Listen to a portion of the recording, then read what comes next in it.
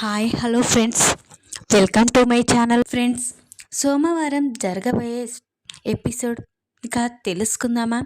ఇక స్టోరీలోకి వెళ్ళినట్లయితే, మహాలక్ష్మి మాధవ ద్వారా చక్రి అన్ని అబద్ధాలు చెప్పాడని, ఇదంతా చక్రి వల్లే అని, ఇక మహాలక్ష్మి అయితే పెద్ది నీ తప్పేమీ లేదు, ఇదంతా ఆ చక్రి వల్లే, ఇక తన సంగతి నేను చూసుకుంటాను, సరే పెద్ది నేను వెళ్ళొస్తాను అని మహాలక్ష్మి అక్కడి నుంచి వస్తూ ఉంటుంది. అప్పుడే మాధవ మహాలక్ష్మిని చూసి, అమ్మ మహాలక్ష్మి తోడుగా రానా అమ్మ అని అంటూ ఉంటాడు. అప్పుడు మహాలక్ష్మి అయితే, లేదు పెద్ది నేను వెళ్ళగలను అని ఇక మహాలక్ష్మి అయితే అక్కడి నుంచి వస్తూ ఉంటుంది. ఇప్పుడు నేరుగా ఇంటికి వెళ్ళి చక్రిని నిలదీసే అందరికీ నిజం తెలిసిపోతుంది. లేదు అని ఇక మహాలక్ష్మి అయితే వెంటనే చక్రికి కాల్ చేస్తుంది. అప్పుడే చక్రి అయితే, చెప్పు మహా అని అంటూ ఉంటాడు. నువ్వు అర్జెంటుగా నేను చెప్పిన చోటికి రావాలి అని మహాలక్ష్మి తన ఒక చోటైతే చెప్తుంది. అప్పుడే చక్రి అయితే, ఇదేంటి మహాలక్ష్మి ఎక్కడుంది, అసలు అక్కడికి రమ్మడం ఏంటి, అయినా అటు ఎందుకు వెళ్ళింది అని చక్రి తన మనసులో అనుకుంటూ, ముందుగా మహా పిలిచింది కదా అని ఇక అలా వస్తూ ఉంటాడు. అప్పుడే ఇక మహాలక్ష్మి చాలా కోపంతో రగిలిపోతూ ఉంటుంది. అప్పుడే ఇక చక్రి మహాలక్ష్మిని చూసి, ఏంటి మహాలక్ష్మి ఇలా పిలిచావు అని అనగానే, నీకు సన్మానం చేద్దామని అని అంటూ ఉంటుంది. ఏంటి మీరు ఇలా మాట్లాడుతున్నారేంటి అని చక్రి అంటూ ఉంటాడు. ఇక ఎలా మాట్లాడమంటావు, ఇక ఆర్కిటెక్ట్ కదా, ఆర్కిటెక్ట్ స్పెల్లింగ్ మీకు వచ్చా అని మహాలక్ష్మి అంటూ ఉంటుంది. అప్పుడే ఇక ఏంటి ఏం మాట్లాడుతున్నావు మహాలక్ష్మి అని చక్రి అంటూ ఉంటాడు. ఆర్కిటెక్ట్ అని చెప్పాక కూడా నీకు నిజం తెలియలేదా అని మహాలక్ష్మి అంటూ ఉంటుంది. అప్పుడే ఇక చక్రి ఆలోచిస్తూ ఉంటాడు. అప్పుడే ఇక ఒక పెద్ద ఆర్కిటెక్ట్ అని అబద్ధం చెప్పావు కదా, ఇక పెద్ది ఒక మామూలు తాపి పని చేస్తాడని నిజం తెలిసిపోయింది. ఇదంతా నువ్వు ఆడిన నాటకమని, పెద్ది గురించి అన్ని అబద్ధాలు చెప్పావన్న నిజం తెలిసిపోయింది. ఇంకా అదే కాదు, ఈరోజు ఇంటర్వ్యూ కూడా అబద్ధమన్న నిజం నాకు తెలిసిపోయింది. ఇంకా ఇంకా ఎన్ని మోసాలు చేసావు, అసలు ఎన్ని అబద్ధాలు ఆడతావు నువ్వు అని చక్రినైతే మహాలక్ష్మి నిలదీస్తూ ఉంటుంది. అప్పుడే చక్రి, నన్ను క్షమించండి, మీకు ఏం చెప్పాలో తెలియక అన్నయ్య పరువు పోకూడదని ఈ విధంగా చెప్పాను, ప్లీజ్ అండి నన్ను అనుమానించకండి, నన్ను అపార్థం చేసుకోకండి అని చక్రి అంటూ ఉంటాడు. అప్పుడే మహాలక్ష్మి, ఆ అపార్థం కాదు, నువ్వు చేసిన పనికి నిన్ను ఏం చేయాలో నాకు అర్థం కావడం లేదు, నా జీవితంతో కూడా నువ్వు ఆడుకుంటున్నావు, ఈరోజు ఇంటర్వ్యూ అని చెప్పావు, అయినా నేను చాలా సంతోషపడ్డాను, నిజంగానే ఇంటర్వ్యూ వచ్చి ఇక నేను జాబ్ కొట్టేస్తాను, మా వాళ్ళకి ఇక మా వాళ్ళ ముందు నేను తలెత్తుకొని తిరుగుతాను అని అనుకున్నాను, కానీ నువ్వు మాత్రం ఒక కామెడీలా తీసుకున్నావు చి అనుకుంటూ మహాలక్ష్మి అక్కడి నుంచి వెళ్తూ ఉంటుంది. అప్పుడే చక్రి అయితే, మహాలక్ష్మి బైక్ మీద వెళ్తుందా అని అంటూ ఉంటాడు. ఇక నువ్వు నాతో మాట్లాడక అని మహాలక్ష్మి అక్కడి నుంచి వెళ్ళిపోతుంది. ఇక చక్రి మాత్రం, మహాకి నేను అన్ని అబద్ధాలు చెప్పాను, కానీ అన్నయ్య మాత్రం ఇప్పుడెందుకు ఈ నిజాన్ని ఇలా అబద్ధాన్ని నిజంలో చెప్పేశాడు అని ఇక అనుకుంటూ ఉంటాడు. చక్రి అయితే ఇక మహాలక్ష్మి అయితే ఇక చక్రి గురించే ఆలోచిస్తూ ఇక గుడికైతే వచ్చేస్తుంది. అప్పుడే ఇక గుడి దగ్గర తాయారు ఉంటుంది. తాయారు మహాలక్ష్మిని చూసే, ఇదేంటి ఈ పిల్ల ఎక్కడుందేంటి, అయినా ఈ పిల్లకి ఏవో ఒకటి చెప్పి ఆ పిల్ల ఆ ఇంట్లో నుంచి పారిపోయేలా చేయాలి అని ఇక తాయారైతే అనుకుంటూ ఉంటుంది. అప్పుడే మహాలక్ష్మి ఇక తాయారు చూసి, అమ్మ నువ్వు అని అంటూ ఉంటుంది. నేను నా పేరు మహాలక్ష్మి అని చెప్పగానే, అవునమ్మా ఒకసారి నువ్వు చెప్పావు అని తాయారు అంటూ ఉంటుంది. అయినా నువ్వు ఆ ఇంటికి ఆ చక్రిని ఎలా చేసుకున్నావమ్మా, వాడు మోసగాడు, వాళ్ళ గురించి నీకు తెలీదు, వాళ్ళు అందరూ మోసం చేస్తారు అని చెప్పగానే మహాలక్ష్మి షాక్ అయిపోతుంది. అప్పుడే మహాలక్ష్మి ఇక వెంటనే ఇక తాయారునైతే, ఏంటండి అలా మాట్లాడుతున్నారేంటి అని అంటూ ఉంటుంది. అవునమ్మా నేను నిజం మాట్లాడుతున్నాను, ఆ చక్రిగాడు ఒక డ్రైవరు, ఎవరు ఆడపిల్లలు కనిపిస్తే వాళ్ళతో సొల్లు కాచుకుంటూ మాట్లాడతాడు, అలాంటి వాడికి నువ్వు భార్యగా రావడం ఏంటి, అయినా ఆ ఇంటికి కోడలు ఒక ఆడపిల్ల అనే వాళ్ళే రారని అనుకున్నాను, కానీ నువ్వు మాత్రం ఆ చక్రి మాయలో ఎలా పడ్డావమ్మా, అయినా ఆ కుటుంబం అంత మంచిది కాదు, నువ్వు ఎంత తొందరగా ఆ ఇంట్లో నుంచి వెళ్ళిపోతే అంత మంచిది అని తాయారు మహాలక్ష్మితో అంటూ ఉంటుంది. అప్పుడే మహాలక్ష్మి ఏం మాట్లాడుతున్నారు, నన్ను వాళ్ళు చాలా బాగా చూసుకుంటున్నారు అని అంటూ ఉంటుంది. అప్పుడే ఇక తాయారైతే నిన్ను బాగా చూసుకున్నట్లు నటిస్తున్నారనుకుంటా, కానీ వాళ్ళు అంత మంచి వాళ్ళు కాదు, వాళ్ళ ఇంట్లో అందరూ హంతకులే ఉన్నారు అని అనగానే మహాలక్ష్మి షాక్ అయిపోతుంది. ఏంటండి అలా పరాయి వాళ్ళ గురించి తప్పుగా మాట్లాడొచ్చా అని మహాలక్ష్మి అంటూ ఉంటుంది. అప్పుడే ఇక నేను కావాలని చెప్పలేదమ్మా, ఎవరినైనా అడుగు, ఆ ఊర్లో ఎవరైనా చెప్తారు వాళ్ళు హంతకులు అవునా కాదా అనేది అని అనగానే మహాలక్ష్మి షాక్ అయిపోతుంది. ఇక మీరేంటి ఏం మాట్లాడుతున్నారు అని అనగానే అవునమ్మా, ఆ నారాయణ తెలుసు కదా, ఆ చక్రి తండ్రి, వాడు మామూలు వాడు కాదు, వాడు తన భార్యనే చంపేశాడు. ఇక హంతకుడై కొన్ని రోజులు జైలు శిక్ష కూడా అనుభవించాడు. ఆ ఇంటికి నువ్వు కోడలుగా వచ్చావంటే నాకు మొదటి రోజే చాలా భయంగా ఉండేది. అయినా నిన్ను ఏం చేస్తారో అని చాలా టెన్షన్గా ఉంది. నువ్వు ఆ ఇంటికి కోడలుగా తెలియకుండా వచ్చావేమో, కానీ ఆ ఇంట్లో ఆ నారాయణ హంతకుడు తన భార్యని చంపేశాడు. ఇప్పుడు చక్రి తల్లి తన చేతుల్లోనే చనిపోయింది అని చెప్పగానే మహాలక్ష్మి షాక్ అయిపోతుంది. ఏంటండి ఏం మాట్లాడుతున్నారు, అతనే తన భార్యను చంపడం ఏంటి అని అంటూ ఉంటుంది. అవును నిజం చెప్తున్నానమ్మా, నీ మంచి కోసం చెప్తున్నాను. ఆ నారాయణ నువ్వు అనుకున్నంత మంచివాడు కాదు. వాడు తన భార్యని చంపేశాడు. చంపేసి కూడా తన పిల్లల్ని అనాథలం చేసి వాడు జైలు శిక్ష కూడా అనుభవించాడు. ఇక ఆ మాధవగాడే లేకపోతే ఈ రౌడీ వెధవలు ఎక్కడుండేవారో, వాళ్ళ గురించి చూసావు కదా, ఒక్కరు ఒక తీరుగా ఉండరు.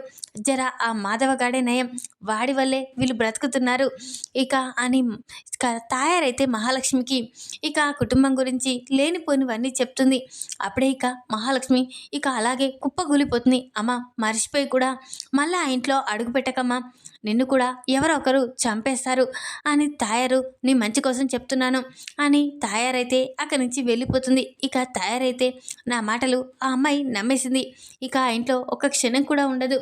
నాకు కావాల్సింది కూడా అదే కదా అని తాయారు అక్కడి నుంచి నవ్వుకుంటూ వెళ్ళిపోతుంది.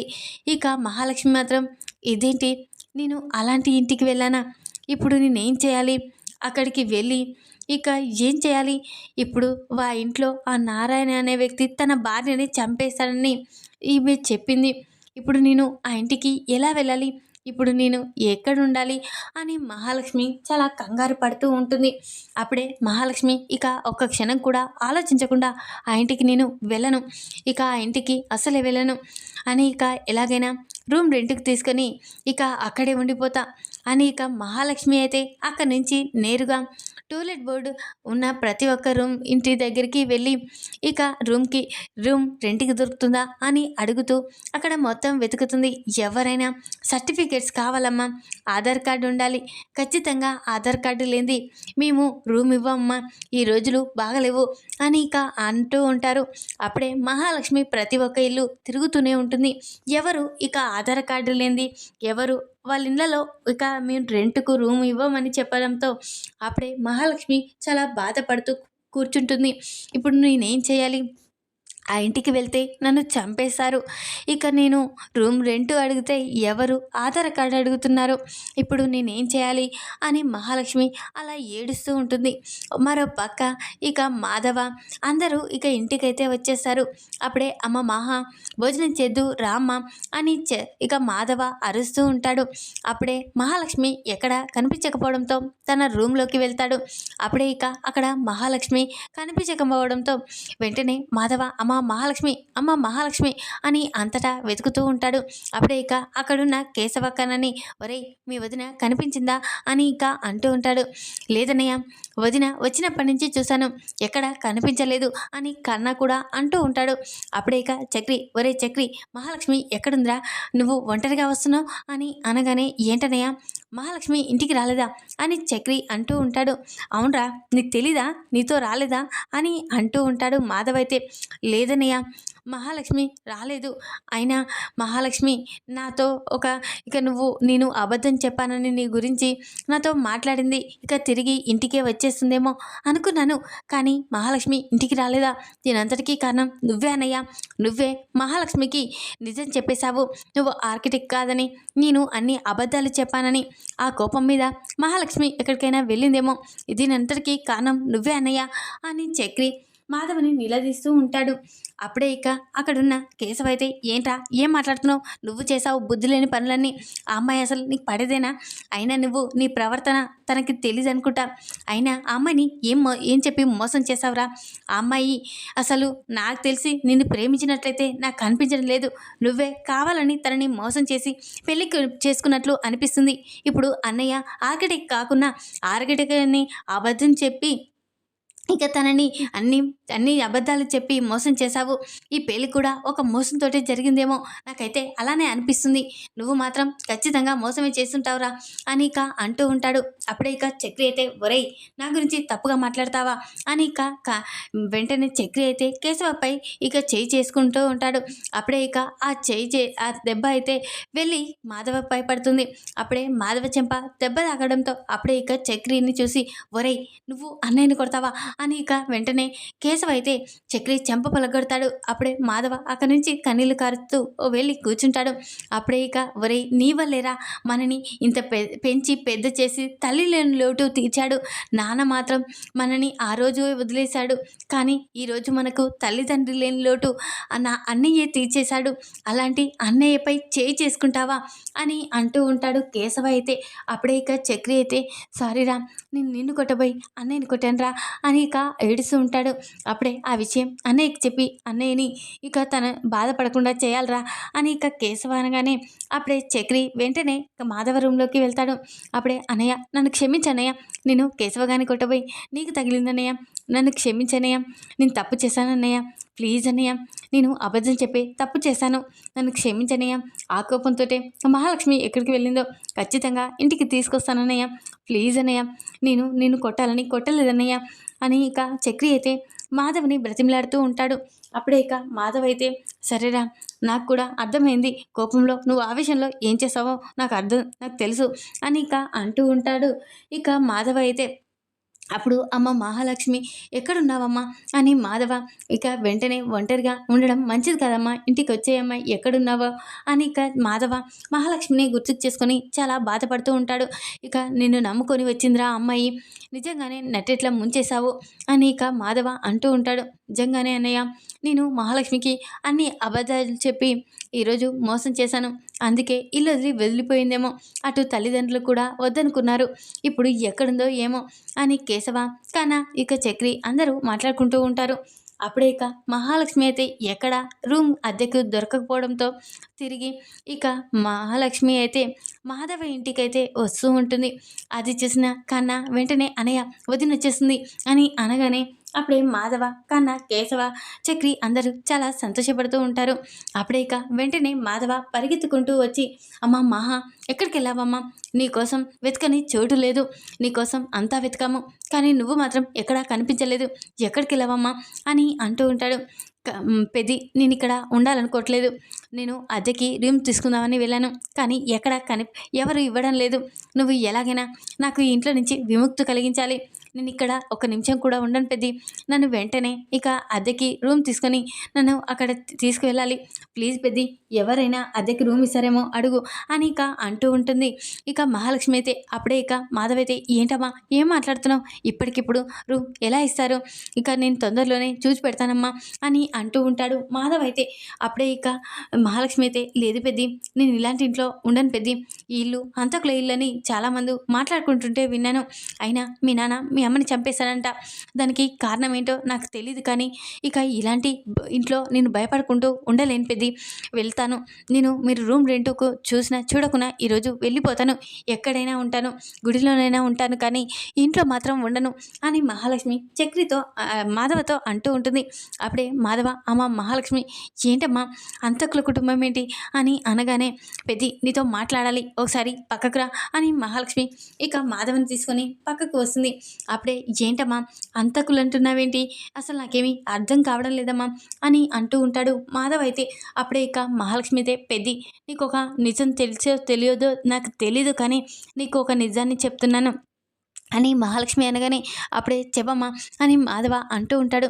పెద్ది మీ నాన్న మీ అమ్మని చంపేశాడంట కదా అని ఇక అనగానే అప్పుడే మాధవ షాక్ అయిపోతాడు. ఏంటమ్మా ఏం మాట్లాడుతున్నావు అని కంగారు పడుతూ ఉంటాడు. అవును పెద్ది, మీ నాన్న మీ అమ్మని చంపి కొన్నాళ్ళు జైలుకు వెళ్ళాడని విన్నాను. నిజమేనా? నిజంగా నా మీద ఒట్టేసి నిజం చెప్పేది అని అంటూ ఉంటాడు. అప్పుడే మహాలక్ష్మి అలా మాట్లాడగానే వెంటనే మాధవ షాక్ అయిపోతాడు. ఏంటమ్మా ఈ విషయం నీకెలా తెలుసు అని అంటూ ఉంటుంది. నాకు తెలుసు పెద్ది, కానీ నువ్వు మాత్రం ఈ నిజం చెప్పాలి. ఇక మీ నాన్న మీ అమ్మని ఎందుకు చంపేశాడు? ఇలాంటి ఇంట్లో నేనుండడమా అని మహాలక్ష్మి అంటూ ఉంటుంది. అప్పుడే ఇక మాధవైతే లేదమ్మా, మా నాన్న మా అమ్మని చంపేయలేదు అని అనగానే మహాలక్ష్మి ఒక్కసారే షాక్ అయిపోతుంది. ఏంటి పెద్ది, నువ్వు కూడా అబద్ధం ఆడుతున్నావా అని అంటూ ఉంటుంది. లేదమ్మా, నీ దగ్గర అబద్ధం ఆడే అవసరం నాకు లేదమ్మా. ఇక ఆ చక్రిగాడు అబద్ధాలు ఆడుతున్నాడన్నా ఇక నీతో నిజాన్ని చెప్పేశాను కదమ్మా, అందుకే చెప్తున్నాను. నువ్వు అంటే ఎంత ప్రేమో నాకు తెలుసు. అలాంటిది ఒక కూతురు ముందు తండ్రి అబద్ధాన్ని చెప్తాడా? అలాగే నేను కూడా నిన్ను ఒక కూతురులా పోల్చుకుంటున్నాను. మా నాన్న ఏ రోజు ఏ తప్పు చేయలేదమ్మా. అయినా ఈ విషయం నీకెవరు చెప్పారో చెప్పమ్మా, ఆ తర్వాత అసలు నిజం నీకు చెప్తాను అని మాధవ అంటూ ఉంటాడు. అప్పుడే మహాలక్ష్మి ఈ విషయం నాకు తయారు చెప్పింది పెద్ది అని అనగానే తను ఎప్పుడు మా నాన్న గురించి తప్పుగానే మాట్లాడుతుంది, కానీ అసలు నిజమేంటో ఎవరికీ తెలీదు. అందరూ నిజంగానే నువ్వు అనుకున్నట్లుగా మా నాన్నే మా అమ్మని చంపేశాడని అనుకుంటున్నారు. కానీ నిజంగా చెప్పాలంటే మా నాన్న ఏ అంతకుడు కాదు. తన తాగుడు బానిసై ఇక తనని అపార్థం చేసుకునేలా కొంతమంది చేశారు. మా నాన్న అసలు ఏ తప్పు చేయలేదు అని ఇక మాధవ అనగానే పెద్ది నువ్వు అబద్ధం చెప్పకు పెద్ది, మరి మీ అమ్మ ఎలా చనిపోయింది అని మహాలక్ష్మి అంటూ ఉంటుంది. నిజంగా చెప్పాలంటే మా అమ్మ కొన్ని కారణాల వల్ల చనిపోయింది అని చెప్పగానే అప్పుడే మహాలక్ష్మి షాక్ అయిపోతుంది. ఏంటి పెద్ది, కారణాలేంటి అని మహాలక్ష్మి అంటూ ఉంటుంది. అవునమ్మా, మా అమ్మ చనిపోవడానికి కారణం తన తల్లిదండ్రులు, తన సొంత అన్నయ్యే అని చెప్పగానే మహాలక్ష్మి షాక్ అయిపోతుంది. ఏంటి పెద్ది, తన తల్లిదండ్రులు కావడం ఏంటి, తన సొంత అన్నయ్య తన చెల్లెలు చనిపోవాలని చూడడం ఏంటి అని అనగానే అవునమ్మా, ఇక అనుకోని పరిస్థితులలో కొన్ని కారణాలలో నీలాగే కోటీశ్వరరాలు మా అమ్మ. ఇక అనుకోకుండా మా నాన్న మెకానిక్ తనని పెళ్లి చేసుకుంది. ఇక తనని పెళ్లి చేసుకొని ప్రేమించి పెళ్లి చేసుకొని తనతో వచ్చేసింది. ఇక అది తెలిసిన ఇక వాళ్ళ అన్నయ్య వాళ్ళ అమ్మ నాన్న చాలా కోపంతో రగిలిపోయారు. ఇక నా కూతురు ఒక మెకానిక్ని పెళ్లి చేసుకుంది, నా కూతురు మెకానిక్ని పెళ్లి చేసుకుని మన పరువు తీసిందిరా, అది ఇప్పటికీ ఎప్పటికీ మనకి చెదిరిపోని మచ్చ తెచ్చింది. ఈరోజు ఆ మెకానిక్ని ఆలోచించకుండా పెళ్లి చేసుకొని మన పరువు ప్రతిష్టలపై కొట్టింది. ఇక నేను బయట తలెత్తుకొని తిరగలేనురా, నీ చెల్లి అలాంటి తప్పు చేసిందిరా అని ఇక అంటూ వాళ్ళ తల్లిదండ్రులు అటు వాళ్ళ అన్నయ్య చాలా కోప్పడుతూ ఉండేవారు. అప్పుడే ఇక ఒకరోజు మా అమ్మ వాళ్ళ అమ్మ నాన్నని ఇక బ్రతిమలాడి వాళ్ళతో కలవాలి అనుకుంది. అలాంటిది ఇక మా అమ్మ అక్కడికి వెళ్ళి తన తండ్రితో మాట్లాడింది. అప్పుడు తన తండ్రి నీతో మాట్లాడము, నా దృష్టిలో నువ్వు చచ్చిపోయావు, ఏ రోజో చచ్చిపోయావు, నువ్వు నా కళ్ళ ముందు నుంచి వెళ్ళిపో, నువ్వు ఇక్కడ ఉంటే మాత్రం మేమే నీ కళ్ళ ముందు చచ్చిపోతాం అని చెప్పగానే అమ్మ తిరిగి వస్తూ ఉండగా తన అన్నయ్య ప్రతాప్ ఇక తన వల్ల మా అమ్మ చనిపోయింది, తను నీలాంటిది బ్రతికుండకూడదు, ఇలాంటిది చచ్చిపోవాలి, అలా అయితేనే మాకు సంతోషంగా ఉంటాము, మేము చచ్చిపోకుండా బ్రతికి ఉండాలంటే నువ్వు మా కళ్ళ ముందు కనిపించకూడదు, కళ్ళ ముందే కాదు మాకు అసలు నువ్వు భూమి మీదనే కనిపించొద్దు, అలాంటి నిర్ణయం తీసుకుంటేనే మేము ఇక్కడ సంతోషంగా ఉంటాం, లేకపోతే నీ కళ్ళ ముందే మేమే చచ్చిపోతాం అని ఇక తన అన్నయ్య బెదిరించాడంట. అందుకే మా అమ్మ తన ప్రాణాలు వాళ్ళ ప్రాణాలు పోకూడదని తన ప్రాణాలు తీసుకొని మమ్మల్ని అనాథాలను చేసింది. ఆ రోజు తన అన్నయ్య తీసుకున్న నిర్ణయానికి మా అమ్మ బలైపోయింది అని చెప్పగానే మహాలక్ష్మి షాక్ అయిపోతుంది. ఏంటి ఏంటి పెద్ది నువ్వు చెప్పేది, వాళ్ళన్నయ్య అంత మూర్ఖుడా అని అంటూ ఉంటుంది. అవునమ్మా, నిజంగానే మూర్ఖుడు. మా అమ్మ చనిపోయాక ఎలాగో మేము తీసుకున్న నిర్ణయానికి మా అమ్మ చనిపోతుందని తన అన్నయ్యకి తెలుసు, కాబట్టి మా అమ్మ చనిపోగానే ఆ తర్వాత మా అమ్మ చనిపోవడానికి కారణం మా నాన్న అని మా నాన్న తన అల్లుడని చెప్పుకోలేక వాళ్ళ కుటుంబంలో తన చెల్లి భార్య అని చెప్పుకోలేక మా నాన్న గురించి మా నాన్నపై ఇంత పెద్ద నింద వేసి తన కూతుర్ని మా నాన్నే చంపేశాడని, అటు తన చెల్లెల్ని మా నాన్నే చంపేశాడని తన అన్నయ్య, వీళ్ళంతా మా నాన్నపై లేనిపోనివి పెద్దోళ్ళు కదా, లేనిపోని కేసు పెట్టి మా నాన్నని జైలు పాలు చేశారు. ఇక నిజంగానే నలుగురు అనుకునేలా మా అమ్మని మా నాన్నే చంపేశాడని అనుకునేలా వాళ్ళ ఫ్యామిలీ క్రియేట్ చేశారు. ఇదేనమ్మా అసలు కథ అని చెప్పగానే, అవును పెద్ది, వాళ్ళ అన్నయ్య నీకు తెలుసా అని అనగానే, తెలియడం ఏంటమ్మా, ఎప్పటికీ అతని ఫోటో మా ఇంట్లోనే ఉంటుంది. అతని వల్లే కదా మేము ఈరోజు ఈ అనాథలమయ్యాము అని ఇక అనగానే, పెద్ది ఒక్కసారి అతని ఫోటో చూపి పెద్ది, ఇప్పటి నుంచి మీ పగలో నేను కూడా పాలు పంచుకుంటాను. ఇక ఎలాంటి వాడైనా ఇక నేను కూడా వాళ్ళపై పగ తీర్చుకుంటాను అని మహాలక్ష్మి అనగానే, వెంటనే ఆ ఫోటో నా ఫోన్లో ఉందమ్మా, తీసుకువచ్చి చూపిస్తాను అని ఇక మాధవ్ అయితే తన ఫోన్ని తీసుకొని ఇక మహాలక్ష్మికి, ఇదిగో అమ్మా ఇతడే ఇక మా అమ్మ వాళ్ళ అన్నయ్య, ఇతను తీసుకున్న నిర్ణయం వల్లే మా అమ్మ ఫోటోకి దండ పడింది. మా అమ్మ మమ్మల్ని అనాథం చేసి వెళ్ళిపోయింది. తిరిగి మా నాన్నకి ఎప్పటికీ తుడుచుకోలేని ఒక నింద వేసిపోయాడు ఇతని వల్లే అని ఇక వెంటనే మాధవ్ అయితే ప్రతాప్ ఫోటో మహాలక్ష్మికి చూపిస్తాడు. అప్పుడే మహాలక్ష్మి ఆ ఫోటో చూసి ఒక్కసారి షాక్ అయిపోతుంది. ఏంటి ఇతనా అని అంటూ ఉంటుంది. అవునమ్మా ఇతనే, మా అమ్మ చనిపోవడానికి కారణం తన సొంత అన్నయ్యే అని ఇక అనగానే, మహాలక్ష్మి ఇక ఇతను ఎవరో కాదు పెద్ది, మా నాన్నే ఈరోజు నా జీవితాన్ని కూడా నాశనం చేశాడు అని అనగానే, ఏంటమ్మా ఇతను మీ నాన్న అని అంటూ ఉంటాడు. అవును పెద్ది, ఇక ఇతను మా నాన్న ఈరోజు నా జీవితాన్ని నేను కోరుకున్న గోల్ని నన్ను కాకుండా చేశాడు. ఇక నా సర్టిఫికెట్ని కాల్ చేశాడు ఇతనే అని చెప్పగానే, ఇక ఇతని వల్ల ఒక ప్రాణం పోయింది, ఇతని వల్ల జీవితం పోయింది అని ఇక మాధవ అంటూ ఉంటాడు. ఇక ఇతన్ని ఎప్పటికీ వదిలిపెట్టను అని ఇక మహాలక్ష్మి అంటూ ఉంటుంది. ఈ విధంగా తన తండ్రే తన మేనత్తని చనిపోయేలా చేశాడన్న నిజం తెలుసుకుంటుంది మాధవ ద్వారా మహాలక్ష్మి. ఈ వీడియో కనుక మీకు నచ్చినట్లయితే లైక్ చేయండి. మరిన్ని వీడియోల కోసం ఛానల్ని సబ్స్క్రైబ్ చేసుకోండి ఫ్రెండ్స్. Thanks for watching.